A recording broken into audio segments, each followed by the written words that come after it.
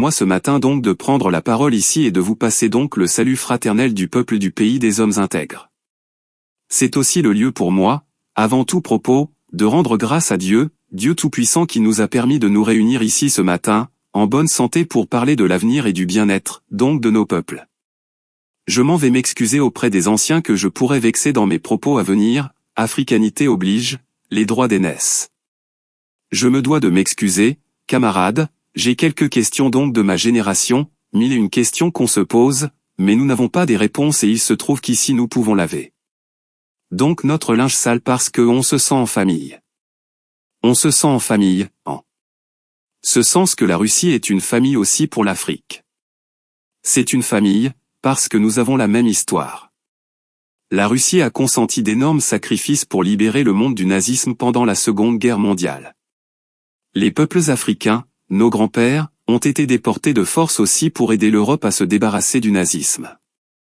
Nous partageons la même histoire en ce sens que nous sommes les peuples oubliés du monde, qu'ils soient dans les livres d'histoire, dans les documentaires, aux films, on tend donc à balayer le rôle prépondérant qu'a joué la Russie et de l'Afrique dans cette lutte contre le nazisme.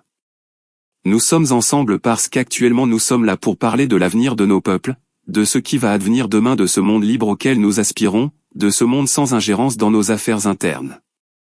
Nous avons les mêmes perspectives et je souhaite que ce sommet soit l'occasion donc, de pouvoir tisser de très bonnes relations en vue d'un meilleur avenir de nos peuples. Les questions que ma génération se pose, sont les suivantes, si je peux me résumer, c'est de ne pas comprendre comment l'Afrique avec tant de richesses sur notre sol, avec une nature généreuse, de l'eau, du soleil en abondance, l'Afrique est aujourd'hui le continent le plus pauvre. L'Afrique est un continent affamé et comment se fait-il que nos chefs d'État traversent dans le monde à mendier? Voici des questions que nous nous posons et que nous n'avons pas des réponses jusque-là. Nous avons l'occasion de tisser de nouvelles relations et j'espère que ces relations puissent être les meilleures pour donner un meilleur avenir à nos peuples. Ma génération me charge aussi de dire que, par ce fait, de pauvreté, ils sont obligés de traverser l'océan pour essayer de rallier l'Europe. Ils meurent dans l'océan, mais que prochainement, ils n'iront pas traverser parce qu'ils viendront devant nos palais pour chercher leur pitance quotidienne. Pour ce qui concerne le Burkina Faso, aujourd'hui nous sommes confrontés depuis plus de 8 ans, à la forme de manifestation la plus barbare, la plus violente du néocolonialisme, de l'impérialisme, l'esclavage comptant encore à nous imposer. Nos devanciers nous ont bien appris une chose, l'esclave qui n'est pas capable d'assumer sa révolte, ne mérite pas que l'on s'apitoie sur son sort. Nous ne nous apitoyons pas sur notre sort, on ne demande pas que quelqu'un s'apitoie sur notre sort. Le peuple burkinabé a décidé de lutter. De lutter contre le terrorisme en mesure de relancer son développement. Dans cette lutte, des vaillants peuples, des vaillantes populations se sont engagés à prendre les armes face au terrorisme, ce que nous avons affectueusement appelé les VDP, des volontaires.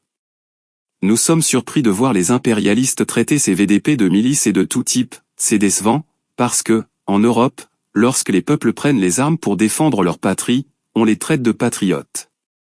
Nos grands-pères ont été déportés pour sauver l'Europe, c'était pas avec leur consentement, contre leur gré et bien, au retour, on se rappelle bien qu'à Charrois, lorsqu'ils ont voulu revendiquer leurs droits élémentaires, ils ont été massacrés. Cela ne fait rien donc, lorsque nous, peuple, nous décidons de nous défendre, on nous traite de milices mais là, n'est pas le problème, ce qui est le problème, c'est de voir des chefs d'État africains qui n'apportent rien à ces peuples qui se battent, mais qui chantent la même chose que les impérialistes en nous traitant de milices, en nous traitant donc d'hommes qui ne respectent pas les droits de l'homme. De quels droits de l'homme parle-t-on? Nous nous offusquons contre cela et c'est honteux. Il faut que nous, chefs d'État africains, nous arrêtons de nous comporter donc en marionnettes qui dansent à chaque fois que les impérialistes tirent sur les ficelles. Hier, le président Vladimir Poutine a annoncé, donc, l'envoi de céréales en Afrique. Nous sommes bien contentes, nous lui disons merci pour cela, mais aussi c'est un message passé à nos chefs d'État africains parce qu'au prochain forum, nous ne devrons pas venir ici sans avoir assuré pour ceux qui ne connaissent pas la guerre, l'autosuffisance alimentaire de nos peuples.